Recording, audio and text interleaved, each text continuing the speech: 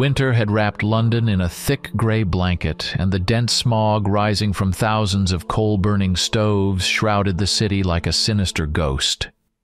I sat in my office, my violin in hand, playing a melody that reflected my mood. There had been no cases for some time, and boredom, like an old acquaintance, quietly seeped into every thought, forcing me to seek distraction in music. Next to me, immersed in study notes, sat my new assistant Ethan. He was the son of an old friend who had once asked me to teach his boy the craft of a detective.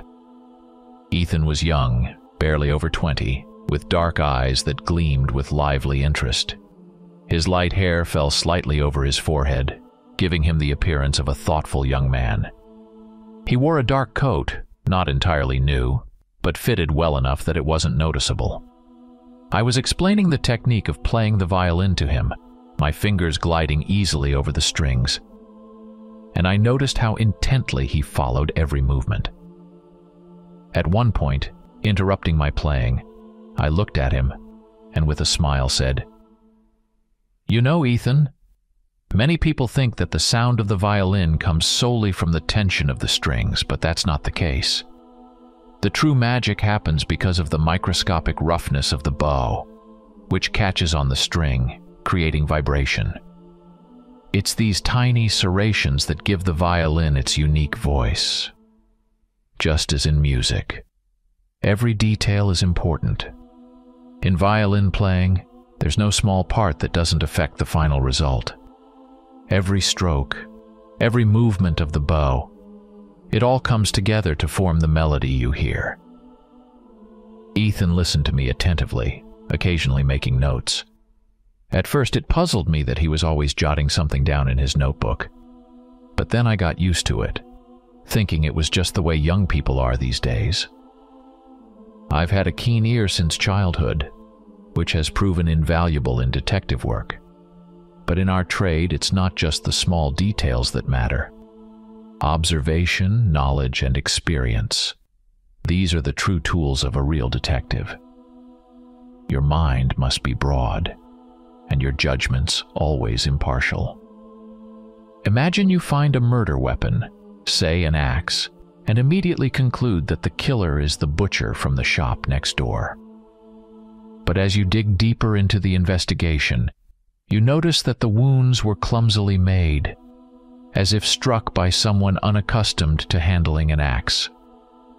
Then you learn that the seamstress upstairs was the butcher's daughter and kept his old axe at her place. You realize how important it is to avoid jumping to conclusions and stereotypes, allowing events to unfold naturally. And only when coincidences are ruled out do standard methods, time-tested, come into play. As I explained the secrets of the trade to Ethan, someone suddenly knocked on the door. The knock was sharp and rapid, as if the visitor was in a hurry to deliver urgent news. Ethan immediately jumped up and opened the door. A constable stood on the threshold, his face flushed from running and the cold air, but most striking was his fear. He glanced around nervously, as if expecting someone to be watching him. Bowing, he said anxiously, "Sir, I apologize for the intrusion, but the inspector urgently requests your presence at a crime scene. We are in great need of your help." I looked at him in surprise, assessing the situation. What could have happened that was so serious it required such haste? Quickly throwing on my coat, I grabbed my hat and cane. Ethan, not wanting to be left behind, also hurried to dress, and we followed the constable outside. A light snow was falling outside, slowly settling on the muddy streets. The air was cold, and the tiny snowflakes melted as soon as they touched the warm windows of carriages, fogged up from human breath.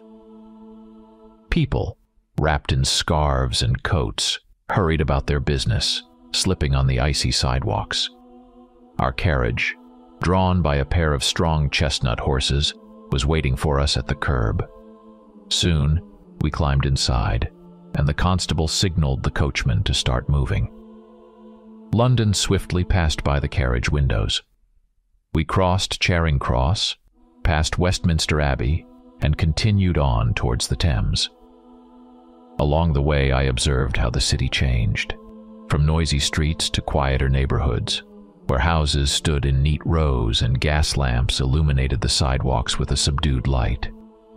We passed by elegant buildings and well-kept gardens, behind which lay the measured, prosperous lives of their inhabitants. The carriage turned onto a spacious avenue, and soon we found ourselves in the Bloomsbury district. This area, known for its bookstores and cozy cafes, was home to people whose lives were already established but without excessive luxury. The streets were paved with cobblestones, and the neat houses with columns and large windows created a sense of order and well-being. Here lived educated families, successful merchants, and owners of small businesses. Finally, we stopped in front of a handsome house made of light brick. Its facade was adorned with carved cornices and stucco, and the windows, barely glowing with light inside, looked out onto the street lined with tall trees. The house was well maintained, but there was a subtle sense of unease in its apparent prosperity. Outside the house, a few policemen had gathered, who, despite their calm exterior, were clearly troubled. Across the street stood a confectionery, its windows lit with a soft glow, but even it looked unwelcoming against the backdrop of the situation. We stepped out of the carriage, and the constable quickly led us inside the house. The hallway echoed with the muted sound of our footsteps, broken only by Ethan's heavy breathing, until we reached the parlor where the police had already gathered. The room was filled with a heavy silence, broken only by muffled sobs from a corner. There, slumped in a chair, sat a middle-aged woman, clutching a handkerchief to her face, already soaked with tears. Her face, pale and contorted with grief, looked haggard, like someone who hadn't slept in several nights. The police stood around the body as if waiting for someone to explain what had happened. I noticed Inspector Richard Graves, whom I knew from previous cases. He was a sturdy man with thick dark hair, now streaked with gray, and a face that usually exuded calm, but now showed signs of disarray. Normally composed and collected, Graves looked unsettled this time, as if even he was struck by some inexplicable dread. As I approached, I couldn't hide my horror. A man lay on the floor, but his appearance was unnatural. He looked as if he had aged hundreds of years, his skin gray and shriveled, his body dehydrated and withered as if life had left him many decades ago. His facial features had become unrecognizable, and his eyes, if they could still be called that, were two empty voids. I moved closer to the inspector, who, like the others, seemed frightened. His hands trembled slightly, and in his eyes was a helplessness I had never seen in them before. "What happened here?" I asked, trying to keep my voice steady. Graves sighed heavily and, avoiding my gaze, quietly said, "The woman called us when she found her husband dead. We examined the body but found no signs of violence. However, sir, this man was only 40 years old, yet he died as if he had lived a century. It's as if his life was drained from him, leaving only a shell. This is something otherworldly, Hargrave. I've served for many years, but I've never encountered anything like this. We're all at a loss, and to be honest, scared out of our wits." I knelt beside the body, carefully examining it for any clues. The man's skin was dry and wrinkled as if touched by time, but I found no obvious signs of violence. His face was frozen in a strange expression, whether from pain, terror, or perhaps both. There was nothing suspicious. I slowly ran my fingers over his clothes, checked his pockets, and felt something cold and metallic. Pulling it out, I found a pocket watch. It was not expensive, but elegant. The brass case was adorned with delicate engravings, and the white enamel dial with neat black Roman numerals looked refined, though modest. I noticed that the watch had stopped, and the time was about an hour behind. "Inspector, about when did he die?" I asked, still holding the watch in my hand. Graves, frowning, replied, "About an hour ago." These words troubled me. The watch was exactly an hour behind, as if it had stopped at the moment of death or shortly before. This fact made me ponder, but I found nothing else. I continued examining the body, but it was all in vain. No wounds, no signs of poisoning, nothing that could shed light on what had happened. I then inspected the room, but found no signs of forced entry or struggle. Everything appeared normal, except for one fact. The homeowner was dead, and it defied explanation. This was something beyond the ordinary, something that didn't adhere to logic. I approached the deceased man's wife, who was still sobbing in the corner. She found it difficult to speak, but as she gradually calmed down, she began to recount. He was acting normally, but a week ago he started to worry. Her voice trembled, but she tried to remain composed. I asked him what was wrong, but he didn't know himself. It got worse with each passing day. In the last few days, he felt like someone was watching him. At night, he heard whispers, and when we sat in the room, he said someone was glaring at him from that corner. He saw their eyes. It frightened me, and I wanted to call a doctor, but he insisted everything was fine. Today I went to the market and he stayed home. When I returned, I found him like this. Her story was interrupted by another bout of sobbing. I listened carefully, asking a few clarifying questions, but they revealed nothing new. I then spoke with Inspector Graves. "This case is strange," he said with a heavy sigh. "We can only hope for your help, especially after the Blackwood affair." I winced at the mention of that case. After it, people often came to me with problems they believed were connected to something supernatural. It caused me quite a bit of headache. Taking one last look at the desiccated body, I said to the inspector, "Let me know when you receive the autopsy results." Graves nodded, and after bidding farewell, Ethan and I left the house. The constable who had brought us offered to take us back, but I declined. I wanted to take a walk, clear my head after what I had seen. The snow had stopped, and a light frost had set in, which was rather pleasant. The air was fresh, and there was no need to trudge through the slush.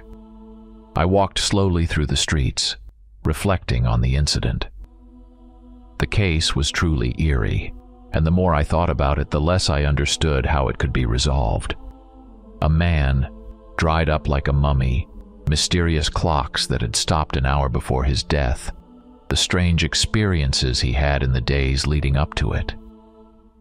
All of this painted a sinister picture, but I couldn't find a logical explanation for it. Lost in thought, I wandered through the snow-covered streets until I noticed a clock shop. Its display window was framed in carved wood, and behind the glass were various models of clocks, from massive wall clocks to delicate pocket watches. The sign above the door read, "Precision Time Workshop." Deciding to take a closer look, I entered the shop. Inside it was quiet, with only the faint tick-tock of numerous clocks filling the space. The shop was lit by the soft glow of gas lamps, casting warm shadows on the shelves lined with clocks of all shapes and sizes. The air was filled with the scent of wood and oil. A young man with a pale face and a sly smile greeted me with a slight bow and asked, "How can I assist you, sir?" "I'm just browsing," I replied, trying to catch something in his gaze.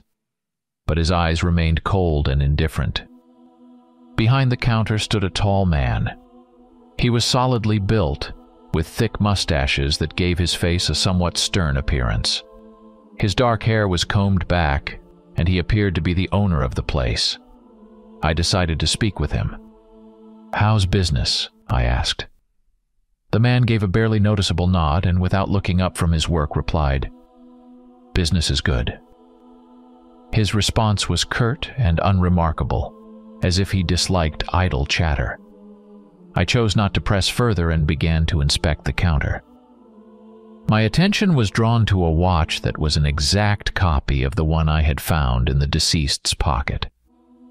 This struck me as suspicious, but I didn't give it much thought, deciding that such watches could be fairly common.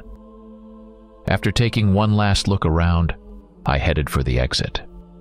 As I stepped outside the shop, my attention was caught by three identical-looking boys, about 6 years old. They were bald and chubby, dressed in identical dark suits that emphasized their resemblance. They were laughing loudly and shoving each other as if playing some strange game. However, upon closer inspection, I noticed they were throwing something at each other. At first it seemed like it was just snow, but then I realized they were holding a dead mouse. This fact sent an unpleasant chill down my spine.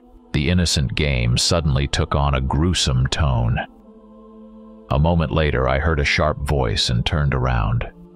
A tall, incredibly thin woman appeared on the street. Her figure was almost skeletal, and her long arms, thin like branches, reminded me of withered tree limbs. She angrily scolded the boys, who, still laughing, grabbed the dead mouse and quickly ran back into the shop. The woman, pursing her lips into a thin line, followed them, leaving me with the unsettling feeling that something far more sinister lurked behind this place than met the eye. I called Ethan, who was still staring in shock at the scene, and we headed back home. The day passed in anticipation of the autopsy results, and the next morning a messenger arrived with a letter from Inspector Graves. I opened the envelope and unfolded the paper with the report. The report stated the following. Autopsy results revealed the following anomalies. All internal organs of the deceased were found in a state of extreme dehydration. The tissues of the liver, kidneys, and heart were nearly desiccated, consistent with changes observed in someone who died of old age. Analysis showed no external injuries or signs of violent death.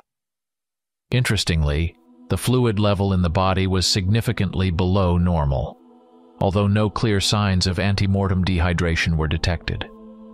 The amount of blood in the vessels matched the normal volume for a man of his age. However, the blood was unusually thick and dark. In conclusion, the condition of the organs and tissues indicates sudden and unexplained aging that caused immediate fatality. The cause of this rapid aging process remains undetermined and requires further investigation. Reading these lines, I felt a chill run down my spine. This didn't fit within the bounds of the usual.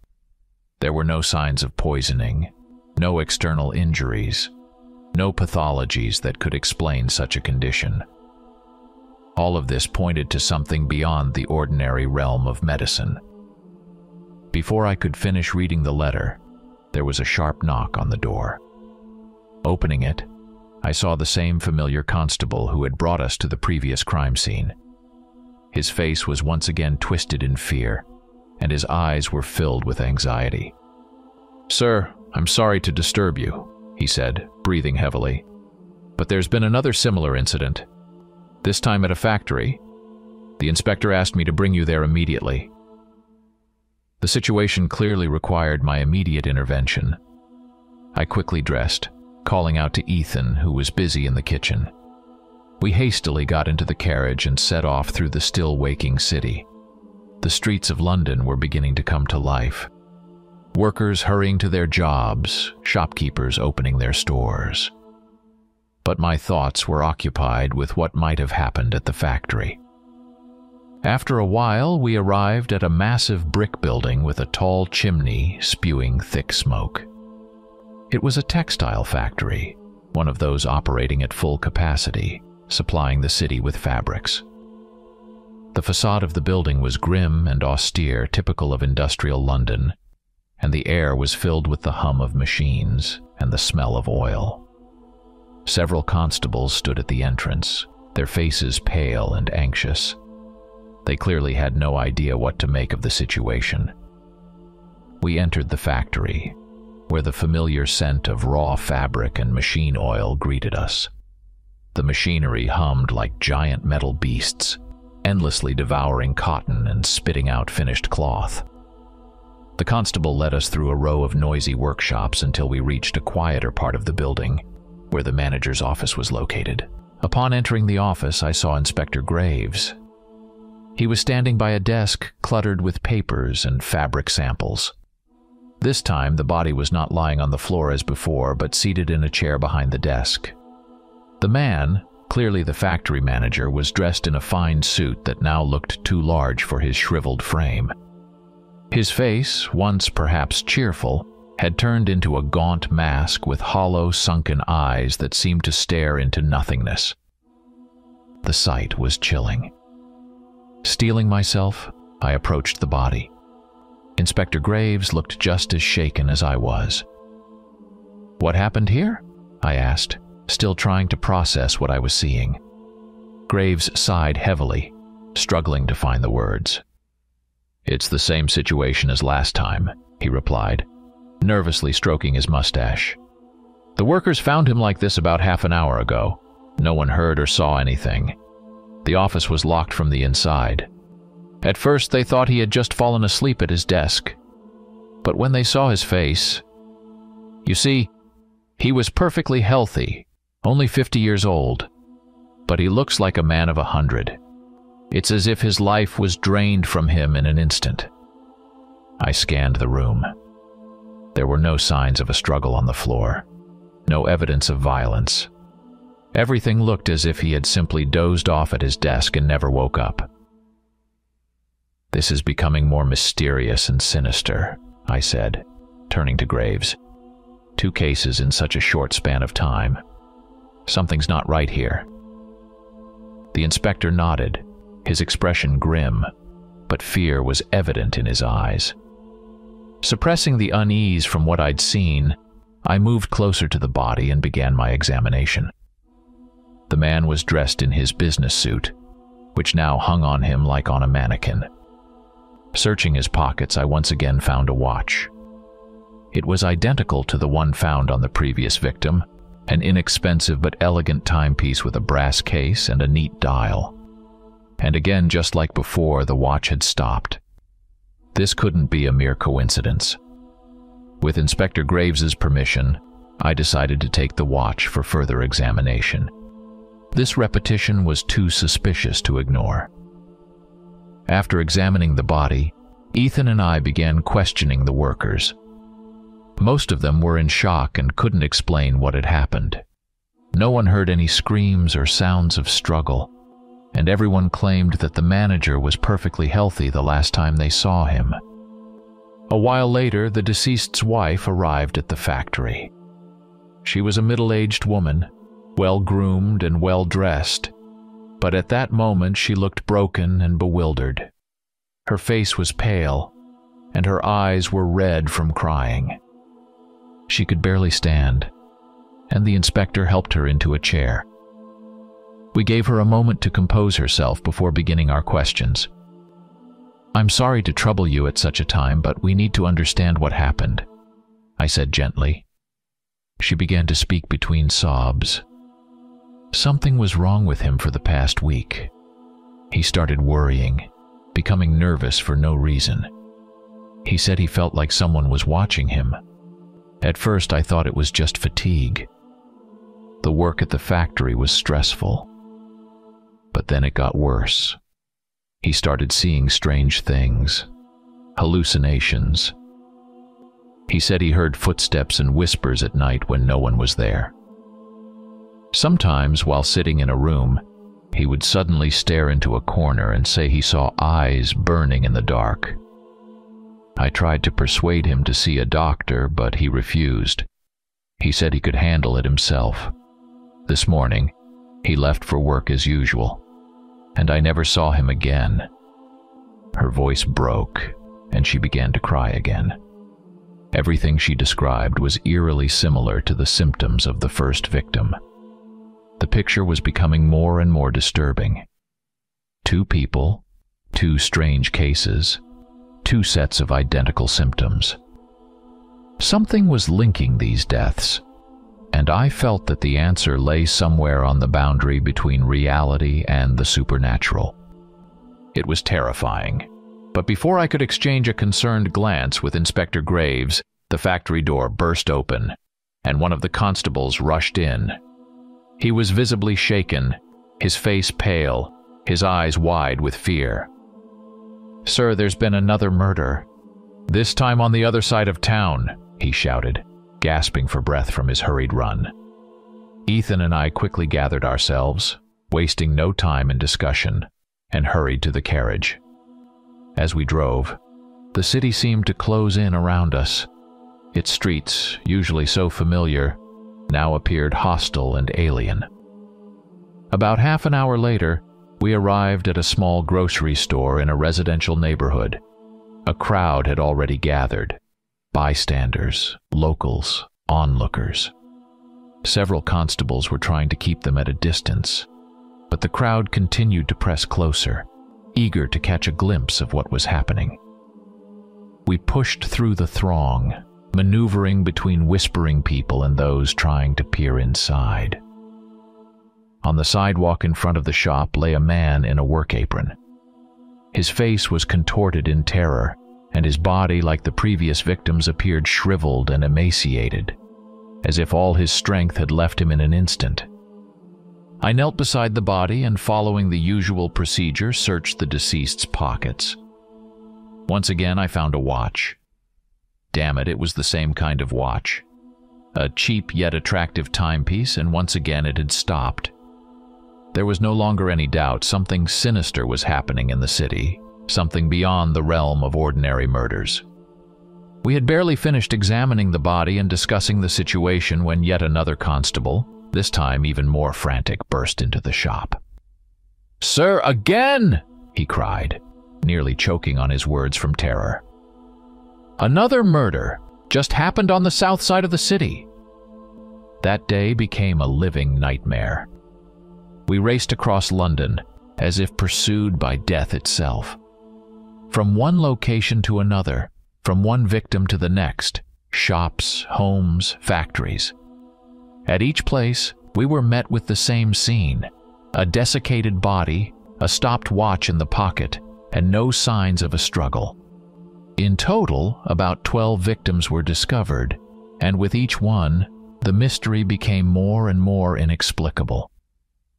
By evening, Ethan and I returned home, exhausted and drained. The long day had left us weary, but the mystery of these murders lingered in my mind. Sitting by the fireplace in my study, I carefully examined the watch. At first glance, there was nothing unusual about it.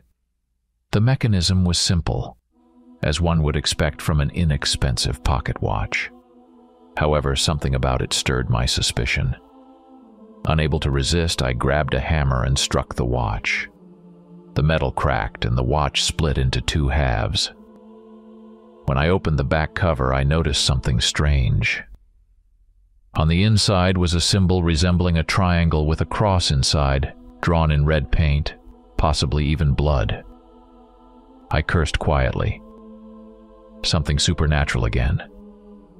The next morning, when Ethan arrived, I showed him the watch, or what was left of it, and tasked him with finding out what the symbol could mean.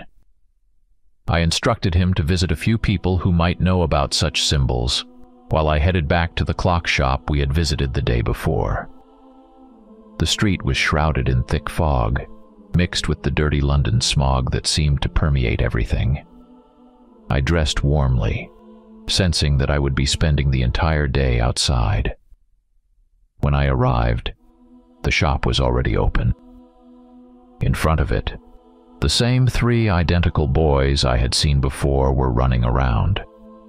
They were as noisy and playful as before, tossing something to each other. Watching over them was the same tall woman with long branch-like arms.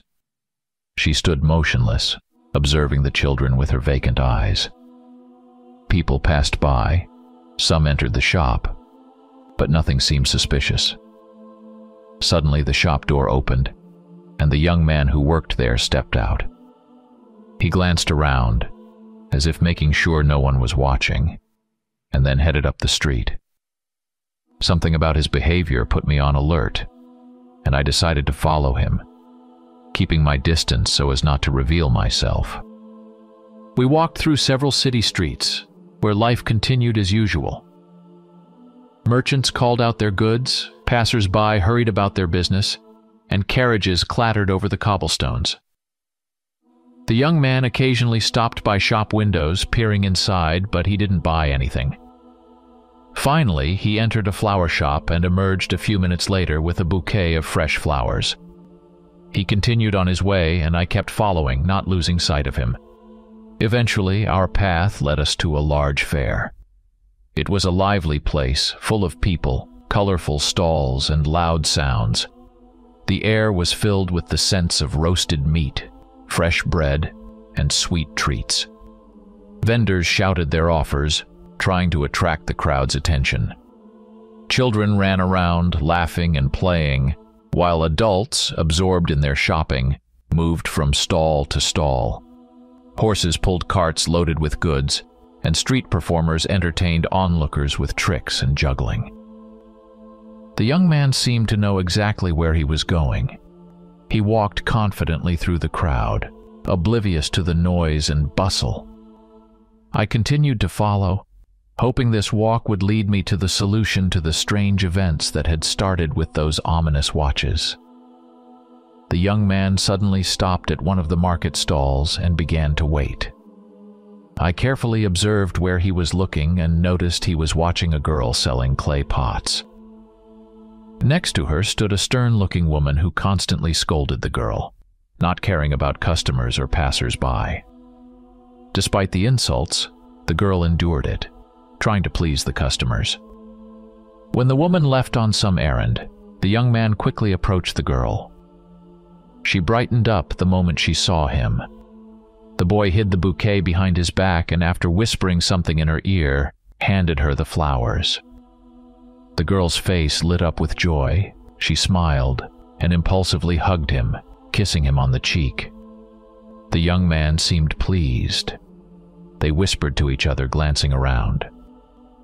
The girl quickly hid the flowers, wrapping them in a cloth, but then noticed the woman returning. At the last moment, she said something to the boy, clearly urging him to leave. Reluctantly, he complied and soon left the stall, looking back at the girl. When the woman returned, she immediately began berating the poor girl again, while the young man, now at a distance, watched this, gritting his teeth in frustration. Afterward, he slowly made his way back to the shop, looking dejected and lost in thought. I decided to wait until evening, watching the shop. Finally, as the sun began to set and the streets were draped in a light dusk, the shop closed. The first to leave were the 3 identical boys, the same ones who were always quarreling and pushing each other. They were once again loudly arguing and shoving each other while laughing. Behind them walked the tall woman with branch-like arms, keeping them in sight. Following her was the burly man with the thick mustache, the one who appeared to be the shop owner. He began closing the shutters and windows, checking the locks. The last to leave was the young man who locked the door, and then they all headed down the street together. I followed them from a distance, careful not to reveal my presence. They walked through increasingly narrow and dark streets, heading toward a poorer part of the city. This area was known as Spitalfields, notorious for its slums, home to workers and the destitute. Around us stood old, dilapidated houses, many in terrible condition. The roofs leaked, windows were boarded up, and the walls were covered in mold. The streets were littered with garbage and filth, and the air was thick with the smell of damp and decay. Finally, they approached a small house that looked as if it had been abandoned long ago. It was a 2-story building made of gray brick, with a sagging roof and peeling paint on the doors and windows. Dim light flickered in the windows, and the entrance was secured with a simple wooden latch. The three boys were the first to rush inside, shoving each other as they went, followed silently by the woman. The mustachioed man paused for a moment, glancing around as if checking for something. Then he too disappeared inside. The young man, locking the door behind him, entered the house last, and the door quietly closed behind him. After a while, unable to contain my curiosity, I cautiously approached the house and peered through the parlor window. In the dim light, I saw a strange and disturbing scene. The mustachioed man was seated at a large table which was lavishly set, as if for a festive dinner. The three boys ran around the table, still arguing and pushing each other, while the tall woman tried to calm them down, but soon gave up and sat down at the table. The young man was also seated at the table, quietly conversing with the man. At that moment, an old woman entered the kitchen. She was short and hunched, with wrinkled skin and dressed like a gypsy. Numerous beads hung around her neck, and her head was covered with a patterned scarf. In her hands, she carried a large dish with the carcass of an animal.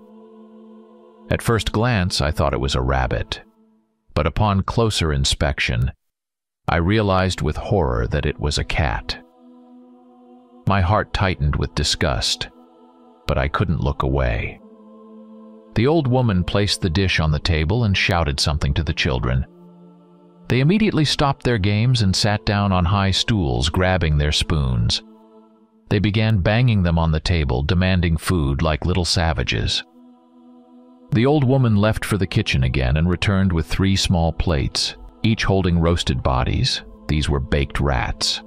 A cold sweat ran down my back, and I barely contained my revulsion at the sight. This family was far from normal. Before beginning the meal, the young man clasped his hands, but not in the usual way of prayer. He brought his fingers together, leaving only the index fingers straight, as if holding an invisible gun. He pressed them to his forehead and began to whisper something, and the others at the table followed his example. Their strange prayer was quiet, but there was something sinister about it, as if they were invoking something otherworldly. When they finished, all except the young man began eating. He simply sat there, smiling, watching them, and continued to speak. When the meal ended, they began to chat, discussing something among themselves. But soon everyone started to disperse. The old woman began clearing the table, and the mustachioed man remained seated across from the young man, arguing with him about something. Eventually, both stood up and headed upstairs, leaving the old woman alone with her cleaning. I stood by the window for a while longer, processing what I had seen. This strange family raised many questions, but there were no answers yet. Finally, I decided to return home. When I arrived, I was met by Ethan. He looked agitated and was holding a letter in his hands. He told me that he had visited all the people I had directed him to, but only one responded, a priest serving at the Central Abbey. The priest had written a letter detailing everything he knew about this strange symbol. I took the envelope, opened it, and began to read. The letter was written in neat, legible handwriting. Honorable Mr. Hargrave, the symbol you described has an ancient and sinister origin. The inverted cross with a triangle is the mark of a demon known in certain ancient texts as Asmodeus Velcor. This demon is notorious for his connections to ancient tribes, and is particularly mentioned in the legends of the Romani who wander across Europe. In Romani folklore, he is depicted as a spirit of destruction who brings plague and misfortune. Asmodeus Velcor is a demon feared even by other demons. His power lies in draining the life force from his victims, leaving them desiccated and devoid of vitality. He feeds on fear and despair, entering the souls of people through their weaknesses. The symbol you found acts as a kind of seal of his dominion over the soul and body of the victim. This demon is dangerous and can only be summoned through dark rituals once practiced by some Romani groups to gain power or take revenge on their enemies. However, these rituals often backfired on those who performed them. Encountering this demon inevitably leads to death unless proper precautions are taken. He does not leave his victims until he has completely consumed them. If you discover signs of his presence, be extremely cautious and avoid direct confrontation. I pray for your safety and hope that this knowledge aids you in your investigation. Respectfully, Father Daniel. The letter instilled a deep sense of unease. The descriptions of the demon matched the strange deaths we had encountered. The priest mentioned the Romani, which reminded me of the old woman dressed like a Romani I had seen in the house. All of this began to form a frightening picture. The next day, I got up early and headed to the market where I had previously seen the girl. The streets were still deserted, and the morning fog swirled around my feet, obscuring the cobblestones. Upon reaching the market, I saw that the girl was already at her stall, offering clay pots to passers-by. The woman who usually accompanied her was absent, giving me a chance to talk to her. I approached the stall, pretending to browse the merchandise. The girl noticed me and smiled, hopeful for a sale. I picked up one of the pots and, while examining it closely, asked casually, "I see this pot comes from Scotland, doesn't it? Judging by the craftsmanship and colors, it must be from the Aberthal region, correct?" The girl was surprised by my knowledge and nodded, smiling slightly. "Yes, you're right, sir. This pot is indeed from there." I put the pot down and, making sure no one was paying attention to us, showed her my identification. "I'm a detective working with Scotland Yard. I need to ask you a few questions." She paled, her eyes widening in surprise and slight fear. I noticed her hands clenching nervously. "What's your name?" I asked gently, trying to calm her. "Mary, sir," she replied, her voice trembling. "Mary," I continued, "are you acquainted with a young man who works at the shop where they sell clocks?" Mary flinched, her face growing even more troubled. "Jeremy? Has he done something wrong?" she asked, looking at me with fear. "He's a suspect in a case, and for now this should remain between us," I replied, watching her reaction closely. She nodded nervously, then took a deep breath and began to speak. "We met about 6 months ago. At first it was accidental, but then we started seeing each other more often. He was so kind to me. We fell in love, but my stepmother forbade me from seeing him. She's always been strict with me, especially after my father's death.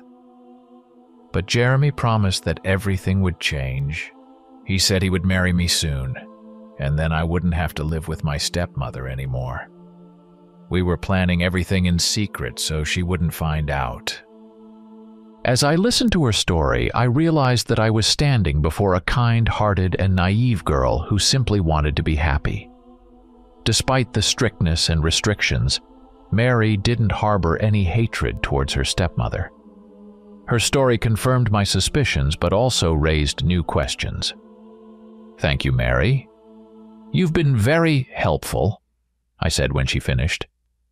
"But for your own safety, please don't tell anyone about our conversation. It's important." She nodded and I said goodbye, heading towards the market exit. Then I returned to the clock shop where Ethan was stationed on watch. Together we resumed our surveillance, waiting for something to happen. I felt that something was brewing. It was my intuition, and it never failed me. Ethan and I waited until evening when we saw 2 figures emerge from the shop. A mustached man and a young lad, Jeremy. They headed down the street, and we immediately followed, keeping a safe distance and avoiding detection. By this time, the streets of London were shrouded in darkness, the streetlights barely illuminating the pavement, and the air was thick with dampness.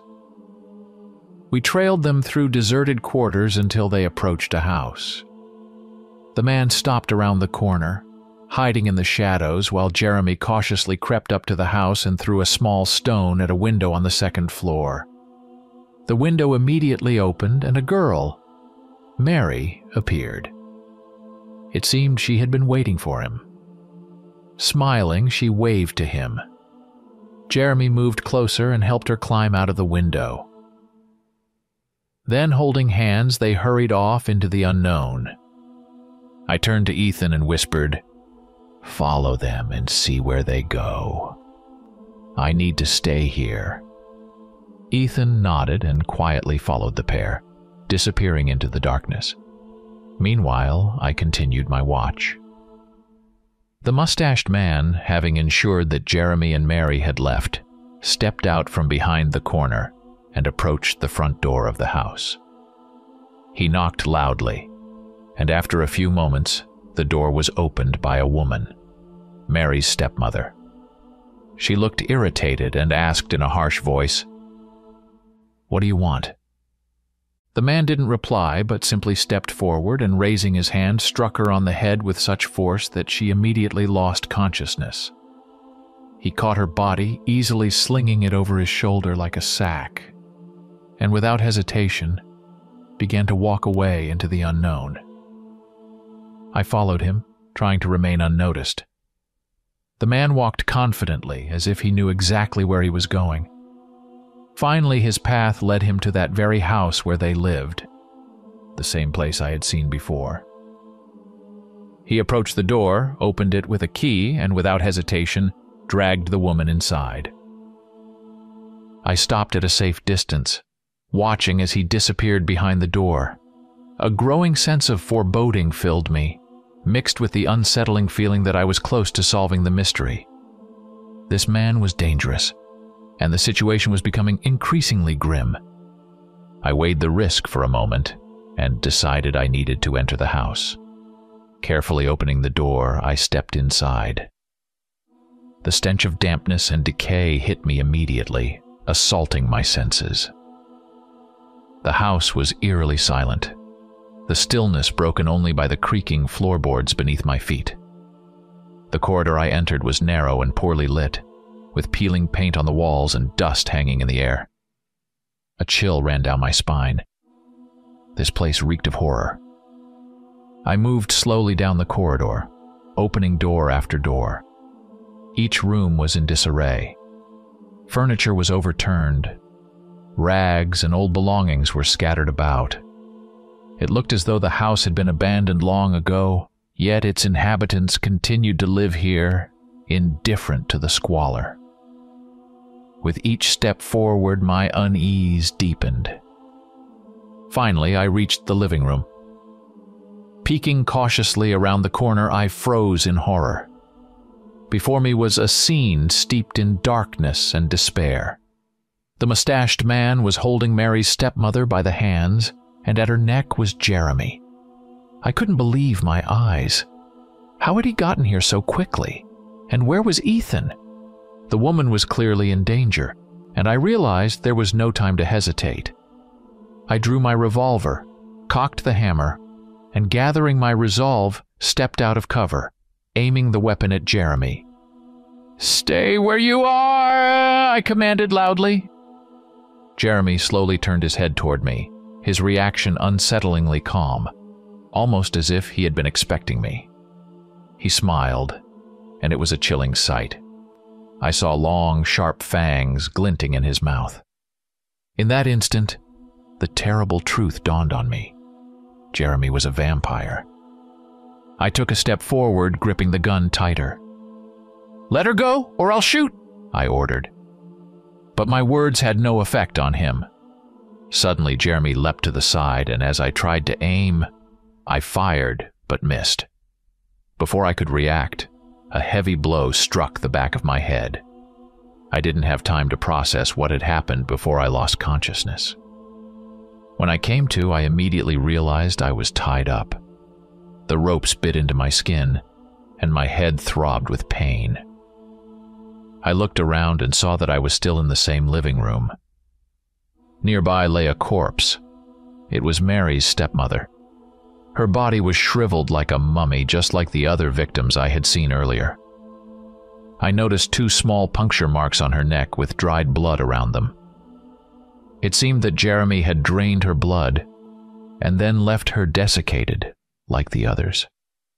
How he did this remained a mystery, but as I looked closer, I saw that a clock was lying on her chest.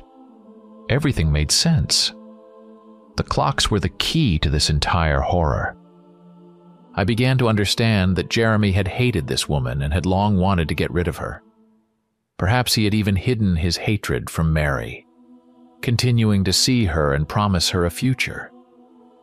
But was this woman his last victim, or did his bloodlust extend beyond her? As I pondered, the smell of smoke filled the air.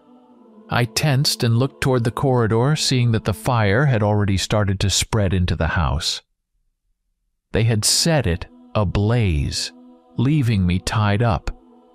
I cursed, realizing I was doomed. So this is how it ends, I thought, as the smoke began to fill the room and the fire slowly ate through the walls. The heat grew unbearable, and my thoughts turned to the unfortunate victims who had died so horribly, not knowing what awaited them. Now I would join their ranks. The fire crept closer, and I could feel its searing breath on my skin when suddenly I heard a life-saving voice. "Mr. Hargrave, are you here?" I recognized that voice. It was Ethan. My heart raced with relief that my young assistant had arrived at the critical moment. Through the smoke and flames, I saw him sprint down the corridor and burst into the room. His face was a mixture of terror and panic as he noticed I was tied up. "Hold on, sir, I'll get you out!" he shouted, pulling out a knife. He quickly set to work cutting the ropes that bound my hands and feet. When the last bindings fell, I felt a sharp pain as circulation returned, but at the same time, immense relief. Rising to my feet, I looked at Ethan and saw the same fear in his eyes that I felt myself. We glanced around and realized that time was running out. The fire had already consumed much of the house, and thick, suffocating smoke choked the corridors. There was no time to think. We had to escape. We ran, crouching low, toward the exit. The fire roared and crackled like a living creature, ready to engulf us at any moment. As we raced down the corridor, I felt the flames lick the hem of my coat, but I didn't stop. We managed to reach the main part of the house, where the fire had not yet taken over entirely, but every corner was already thick with smoke. Finally, we reached the front door and burst outside, gasping for the fresh air. Behind us, smoke billowed, and the fire now fully engulfed the house. We moved to a safe distance and, breathing heavily, looked back. The house was consumed by flames, with nothing left alive inside. Catching my breath, I immediately turned to Ethan and asked, "Did you follow where Mary went?" Ethan, still panting, nodded. "Yes, sir. I know where they're headed. Follow me." Wasting no time, we hurried away from the burning house. Ethan led me through the narrow streets of London, avoiding dark alleys and forgotten back streets until we emerged outside the city. We moved quickly, exchanging no unnecessary words. At last we arrived at a vast estate, perched on a hill, surrounded by a high stone wall. The estate was old and imposing, with massive iron gates and a grand facade of dark stone. Tall towers covered in ivy rose above the roof, and the windows, resembling empty eye sockets, stared down at us, as if judging the unwelcome guests. The moon illuminated the gravel path leading to the central entrance. but a haunting silence hung in the air. We stopped at the gate, and Ethan quickly found a side entrance that led inside. It was unlocked, and quietly opening it, we slipped onto the property. The courtyard was overgrown, as if it had been neglected for years. The grass and bushes had gone untrimmed for ages, and the lanterns that once lit the driveway had long since gone dark. We crept across the courtyard, trying not to draw attention, and soon reached the main entrance. The door was slightly ajar, and pushing it open, we slipped inside the mansion. We were greeted by a chill and a musty smell, as if the windows hadn't been opened in a long time. The floors creaked beneath our steps, and shadows danced on the walls from the light seeping through the cracks in the curtains. We made our way down a long corridor, passing closed doors and old portraits hanging on the walls. The candelabras, once gleaming, were now covered in a thick layer of dust. We moved quietly, unsure of who might be inside. On the second floor, after climbing a narrow wooden staircase, we found ourselves facing a massive oak door. Ethan carefully pushed it, and the door slowly creaked open on its hinges. What lay before us was a strange and terrifying sight. In the center of the vast hall stood a massive hourglass on a pedestal, with silver sand slowly trickling down. Opposite the hourglass was an enormous cross, inverted and towering over the room. Mary was tied to it, her body hanging upside down, her hair falling toward the floor, her arms stretched out and bound to the ends of the crossbeam. She was conscious but clearly exhausted.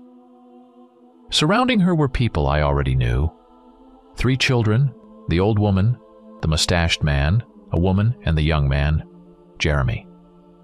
They were all praying, holding their hands in the same strange gesture, fingers folded like a gun, quietly chanting something unintelligible.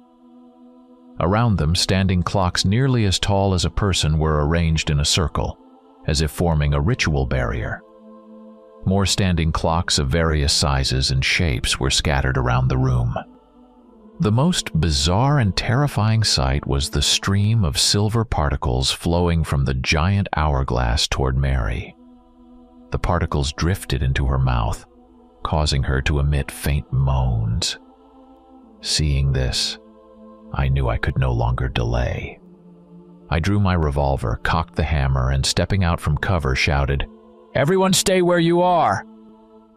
Jeremy slowly turned his head and glared at me with a wicked look. He stood up, unhurriedly, and walked almost up to me, stopping just inches from the barrel of my revolver. "What do you want? Why are you following us?" His voice was calm, almost mocking. His question threw me off for a moment, but I quickly regained my composure and firmly replied, "You killed a woman and took the lives of 12 others before her. And you're asking what I want? Scotland Yard is already on its way. The house will be surrounded, so surrender." But Jeremy only smirked, his eyes gleaming with malice. "I won't deny it.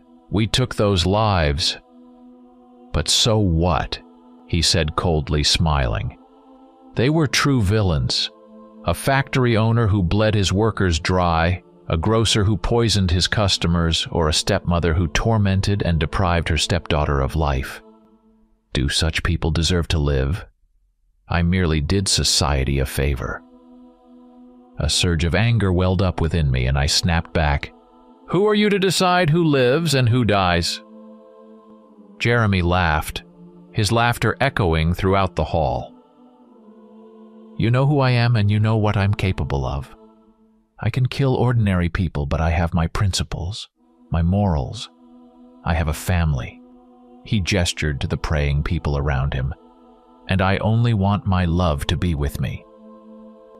I glanced at Mary, hanging on the cross, and saw that the sand in the hourglass was nearly gone. "What are you doing to her?" I asked, fear tightening in my chest. "Nothing that would harm her.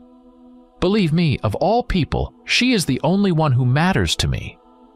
You have two choices. Leave or stay and die." His voice hardened, and something wild flashed in his eyes. He already knew what my answer would be. I realized I couldn't stop him, but I decided to act. When Jeremy took a step to the side, I immediately fired, aiming at the glass hourglass.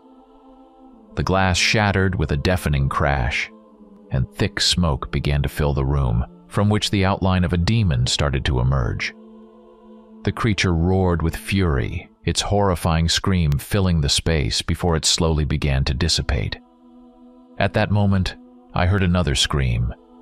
It was Jeremy. He charged at me, and I didn't have time to dodge as his blow sent me flying across the room.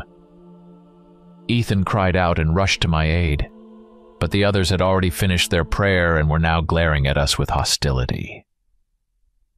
Jeremy ran to Mary and began frantically untying her from the cross.